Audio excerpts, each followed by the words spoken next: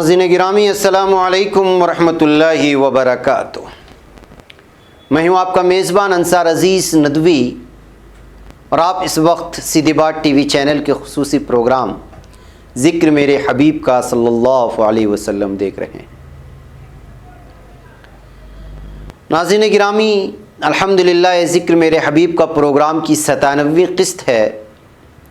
گزشتہ ہفتے آپ حضرات نے دیکھا تھا اور سنا تھا کہ کس طرح منافقین نے ایک منصوبے کے تحت مسجد زرار کھڑی کی، کس طرح ڈرامائی انداز میں اس کے افتتاح کی درخواست کی، پھر کس طرح اللہ تعالیٰ نے وحی کے ذریعے آپ صلی اللہ علیہ وسلم کو اس کے شر سے متنبع کر دیا گیا۔ اب یہاں سے ہم آگے بڑھنے کی کوشش کرتے ہیں۔ ناظرین گرامی سورہ توبہ کے ذریعے خود اللہ تعالیٰ نے گواہی دی تھی کہ یہ مسجد نہیں بلکہ شرک کا اڈا بننے کے لیے تیار ہے۔ توبہ کی آیات 107 اور 108 مزید کہتی ہیں مسجد زرار کی تعمیر کرنے والوں نے اس میں آپ صلی اللہ علیہ وسلم ہرگز کبھی قیام نہ فرمائے۔ ہاں وہ مسجد قباء کی جس کی بنیاد اول روز سے پرہیزگاری کے جذبات پر رکھی گئی ہے، وہی زیادہ مستحق ہے کہ آپ صلی اللہ علیہ وسلم اس میں عبادت کے لیے کھڑے ہوں۔ اس میں ایسے لوگ ہیں جو اس بات کے خواہاں ہیں کہ پاکیزگی اختیار کریں، اور اللہ پاکیزگی چاہنے والوں ہی کو پسند کرتا ہے۔ ناظرین عبرت لیجئے کہ جذبہ حسد و رقابت کا ننھا سا بیج کس طرح ایک خباثت کا ایک درخت پیدا کرتا ہے۔ دیکھیے کہ کس طرح اسلام کا مقابلہ کرنے کے لیے کفر بھی ایک مسجد کا خوشنما پردہ فراہم کرتا ہے۔ توجہ دیجئے اس پر کہ دین کو نقصان پہنچانے کے لیے جو فتنے کھڑے کیے جاتے ہیں وہ کس طرح اپنے جسم پر دین و تقوی کا لباس چڑھا کر نمودار ہوتے ہیں۔ سبق لیجئے کہ کتنی جماعت بندیاں، کتنی خانقاہیں، کتنی مسجدیں، کتنے حلقہائے درس، کتنے اشاعتی ادارے اور کتنے جرائد آج بھی ہمارے سامنے نمودار ہوتے ہیں اور نشوونما پاتے چلے جاتے ہیں، جس میں اسی مسجد زرار کی سی روح موجود رہتی ہے، اور ان کے بانی دعویٰ یہی لے کر اٹھتے ہیں کہ سورہ توبہ کے الفاظ میں ان اردنا الا الحسنى۔ اگر یہ مسجد خدا کے عبادت ہی کے لیے بنائی گئی ہوتی، اگر اس کا مقصود معذور مسلمانوں کو نماز کی سہولت فراہم کرنا ہی ہوتا تو یہ ضرورت خود حضور اکرم صلی اللہ علیہ وسلم کے سامنے پیش کی گئی ہوتی۔ اسلامی معاشرے کی لیڈرشپ اس کی تعمیر کا فیصلہ کرتی، اور جس طرح دوسری مساجد پوری جماعت کے اشتراک سے بنی تھی اسی طرح یہ بھی وجود پاتی۔ جماعت اور اس کی قیادت سے دور بیٹھ کر کچھ لوگ سرگوشیاں کر کے ایک خفیہ منصوبہ بناتے ہیں اور چپکے سے صحیح معنوں میں 1.5 اینٹ کی مسجد الگ کھڑی کر دیتے ہیں، درحال کہ مسجد قباء اس کے قریب ہی پہلے سے موجود تھی۔ تو اس کے صاف معنی یہ ہیں کہ اس متقیانہ کارنامے کی دال میں کچھ نہ کچھ کالا ضرور ہے، جس کو وحی نے نکال کر معاشرے کے سامنے رکھ دیا۔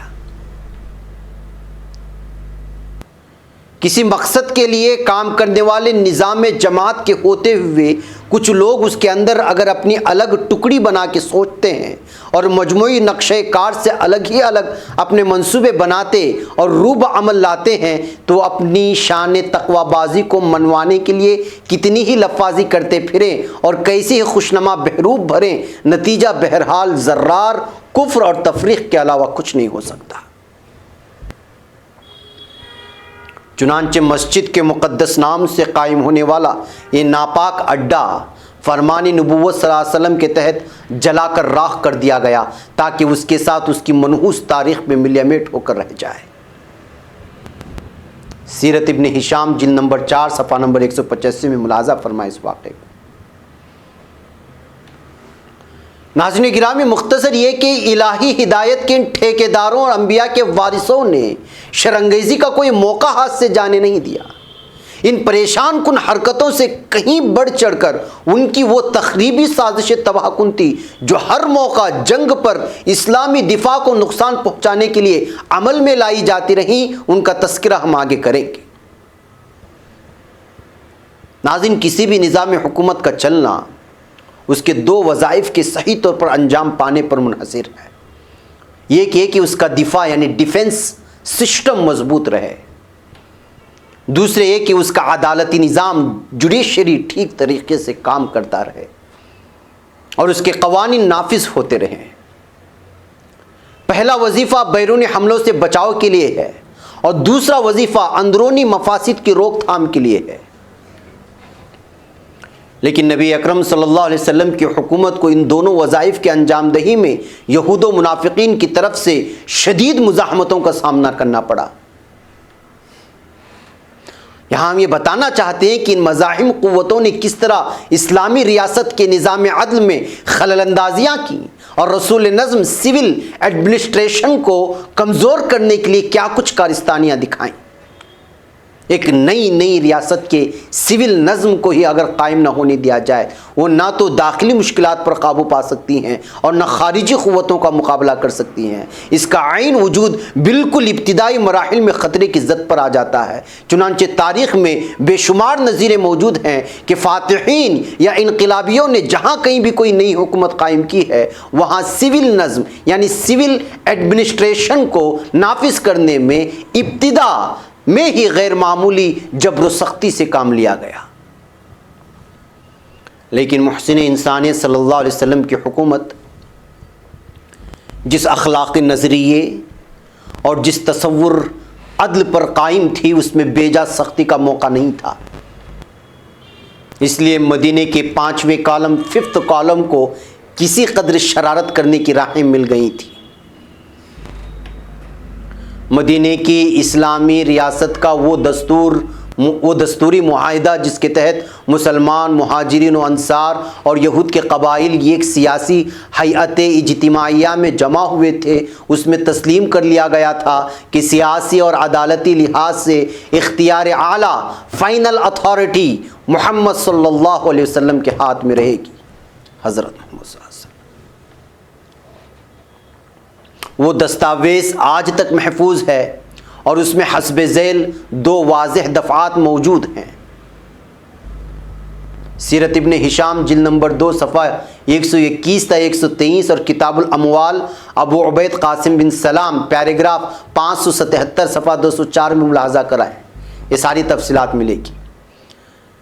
متن عربی میں ہے جس کا ترجمہ یہ ہے، جو 2 واضح دفعات تھیں، یہ کہ جب کچھ تم میں کسی چیز کے متعلق اختلاف پیدا ہو جائے تو اللہ اور محمد صلی اللہ علیہ وسلم کی طرف رجوع کیا جائے۔ نمبر 2، اور یہ کہ اس نوشتے کو قبول کرنے والوں کے درمیان کوئی نیا معاملہ یا جھگڑا پیدا ہو جائے جس پر فساد رونما ہونے کا اندیشہ ہو تو اسے اللہ تعالیٰ کی طرف اور اس کے رسول محمد صلی اللہ علیہ وسلم کی طرف لوٹایا جائے گا۔ اس دستوری پیمان کے بعد معاہدے کے تحت یہودی قبائل پر شرعاً، اخلاقاً اور سیاسی و قانونی حیثیت سے یہ فرض عائد ہو گیا کہ وہ اس نظام عدل و قانون کو کامیاب بنانے میں پوری طرح تعاون کریں اور اس کی وفادارانہ اطاعت کریں جو سرور عالم صلی اللہ علیہ وسلم کی سرکردگی میں چل رہا تھا۔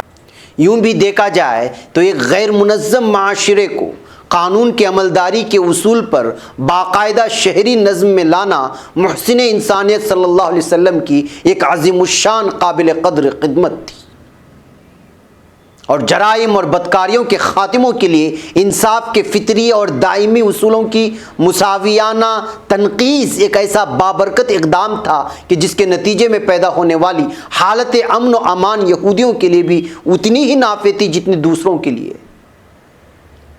پھر قانون الہی کے نظام کو قائم کرنا خود ان کے اپنے مشن میں شامل تھا۔ اوپر سے معاہدانہ ذمہ داری انہوں نے برضا و رغبت قبول کی تھی، لیکن جہاں انہیں محسوس ہوا کہ اسلامی ریاست کے بیلاگ قانون کی زد ان کے کسی مفاد پر پڑتی ہے اور ان کی کوئی شخصیت اس کی لپیٹ میں آتی ہے تو وہ اپنی معاہدانہ سیاسی، اخلاقی اور شرعی ذمہ داریوں اور معاشرے اور انسانیت کے مجموعی مفاد کو اکثر نظر انداز کر کے الٹے راستے پر پڑ جاتے۔ یہود کے ایک شادی شدہ مرد نے کسی منکوحہ یہودیہ سے زنا کیا۔ معاملہ یہود کے سرداروں کے سامنے لایا گیا۔ یہ بیت مدارس میں جمع ہوئے، اور آپس میں ایک فیصلہ کرنے کے بعد ایک آدمی کو سرور عالم صلی اللہ علیہ وسلم کی خدمت میں دریافت کرنے کے لیے بھیجا کہ ایسی حرکت پر کیا سزا دی جائے گی۔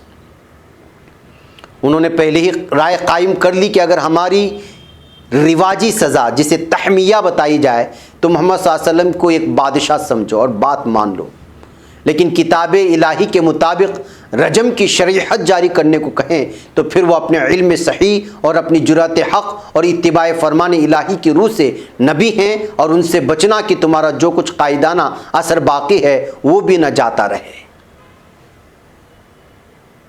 چنانچہ آدمی پہنچا اور اس نے پیغام دیا اور یہود کے ان بڑے لوگوں کی طرف سے پیشکش کی کہ ہم آپ صلی اللہ علیہ وسلم کو حکم بناتے ہیں۔ یہ پیشکش دستوری معاہدے سے ٹکراتی تھی۔ معاہدے کی روح سے حضور اکرم صلی اللہ علیہ وسلم مستقل طور پر مدینے کے حکم اور عدلیہ کے سربراہ تھے ہی۔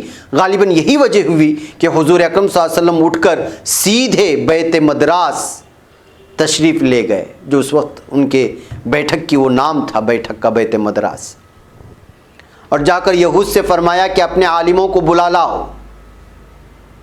عبداللہ ابن سوریہ کو پیش کیا گیا۔ بعض روایتوں کے مطابق اس شخص کے ساتھ ابو یاسر بن اکتب اور روحب بن یہودا بھی تھے۔ دوران گفتگو سب نے عبداللہ ابن سوریہ کو علم تورات میں فاضل ترین مستند شخصیت قرار دیا تھا، یعنی عالمی یا یہودی عالم تھا اس وقت کا اور بڑا عالم۔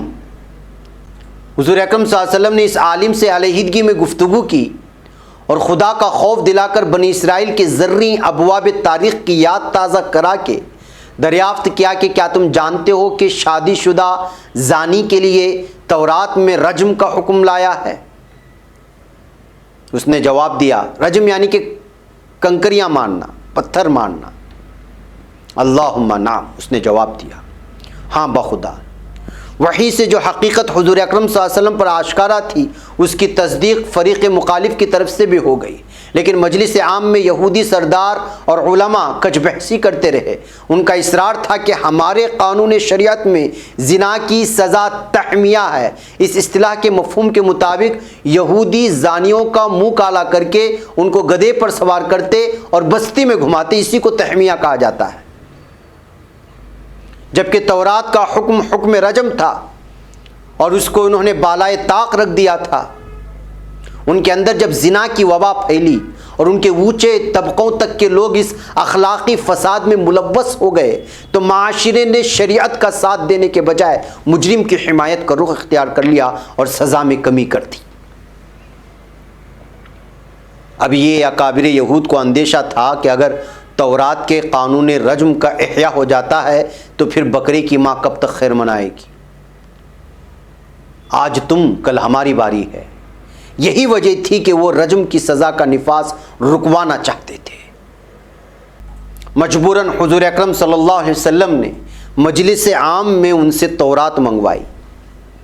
فَأْتُوا بِالتَّوْرَاتِ فَاتْلُوهَا إِن كُنتُمْ صَادِقِينَ، آل عمران کی 93ویں آیت ہے۔ ایک یہودی عالم نے متعلقہ مقام کی قرأت کی۔ اس نسخے میں آیت رجم موجود تھی اور ستمگر عالم نے آیت پر ہاتھ رکھ کر آگے پیچھے سے پڑھ ڈالا۔ عبداللہ ابن سلام جو مشہور یہودی عالم جو ایمان لے آئے تھے نے لپک کر اس کا ہاتھ ہٹا دیا اور حضور اکرم صلی اللہ علیہ وسلم کو دکھایا کہ اے پیغمبر خدا ملاحظہ کیجئے، یہ رہی آیت رجم۔ انجیل یوحنا میں واضح ثبوت موجود ہے کہ محسن زانیہ کے لیے اصل تورات میں رجم ہی کا حکم موجود تھا۔ توریت میں موسیٰ علیہ السلام نے ہم کو حکم دیا ہے کہ ایسی عورتوں کو سنگسار کریں۔ توریت کے دیگر نسخوں میں یہودی مفسرین اور فقہا اور اہل تحریف کی آمیزشوں کے ساتھ زنا کے بعض صورتوں میں قتل اور سنگساری کی سزا مذکور ہے۔ اگر کوئی مرد کسی شوہر والی عورت سے زنا کرتا پکڑا جائے تو وہ دونوں مار دیے جائیں۔ اگر کوئی کنواری لڑکی کسی شخص سے منسوب ہو گئی ہو اور کوئی دوسرا آدمی اس سے شہر میں پا کر اسے صحبت کرے تو تم ان دونوں کو شہر کے پھاٹک پر نکال لانا اور ان کو تم سنگسار کر دینا کہ وہ مر جائیں۔ آیت 26 میں بھی قتل کا حکم ایسے شخص کے لیے دیا گیا ہے جو جبراً کسی کی عصمت دری کرے۔ حضور اکرم صلی اللہ علیہ وسلم نے اس مکاری پر یہود کی سخت ملامت کی اور یہ کہہ کر مجرموں پر حد جاری کر دی کہ میں پہلا شخص ہوں جو خدا کے حکم اور اس کتاب اور اس پر عمل پیرا ہونے کے منسلک کی تجدید کرتا۔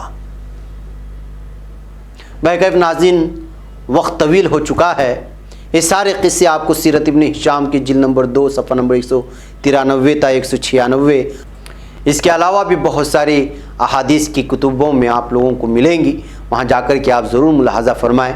اب یہاں وقت ہو چلا ہے، مجھے اجازت دیں، انشاءاللہ اگلے ہفتے اسی کو کنٹینیو کیا جائے گا۔ السلام علیکم ورحمۃ اللہ وبرکاتہ۔ اللہ